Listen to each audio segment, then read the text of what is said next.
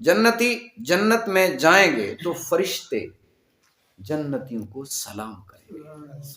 تو مطلب یہ ہوا کہ جنتی جب جنت میں جائیں گے، یہاں بیٹا نہیں سلام کرتا، پڑوسی منہ وٹا کے تر دے، بھائی نہیں گل کرتا، اگر جنت میں اللہ تعالی ہمیں ٹھکانہ دے وہاں ہمیں فرشتے سلام کرتے تھے۔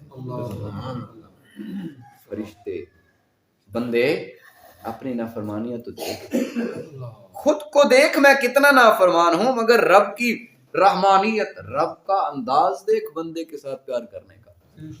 فرشتیوں کی جو پاک ہیں ان کی ڈیوٹی لگا دی، اللہ سلام کرنا ہے۔ وَلَهُمْ رِزْقُهُمْ فِيهَا بُكْرَةً وَعَشِيًّا، رب فرماتا ہے ان کے لیے وہاں صبح و شام رزق ہے، روزی ہے جنت میں۔ اب کیونکہ جنت کی صفات ہیں تو اسے اللہ تعالیٰ بیان، تِلْكَ الْجَنَّةُ الَّتِي نُورِثُ۔ اچھا ایک بات اور ہے، جو چیز میری ملکیت میں نہ ہونا، جس چیز کا میں مالک نہ ہوں، جس چیز دا میں مالک نہ ہوں، وہ بندے نو خوف ہوندا ہے کہ شاید ہو سکتا ہے اے میرے ہاتھوں نکل جائے، ہوتا ہے نا، تو اللہ تعالیٰ نے یہ خوف نکال دیا۔ اللہ فرماتا ہے تِلْكَ الْجَنَّةُ الَّتِي نُورِثُ مِنْ عِبَادِي، یہ جنت ہے اور میں اپنے بندوں کو ان کا وارث بنا دوں گا،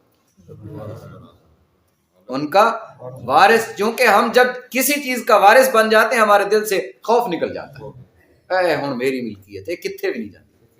تو اللہ تعالیٰ ہمیں تسلیوں کے لیے فرماتا ہے تِلْكَ الْجَنَّةُ الَّتِي نُورِثُ مِنْ عِبَادِنَا، اللہ فرماتا ہے میں اپنے بندوں کو جنت کا وارث بنا دوں گا، ہماری ملکیت میں جنت آ جائے گی۔ جب ملکیت میں ہوگی تو اس سے نکلنا ناممکن ہوگا۔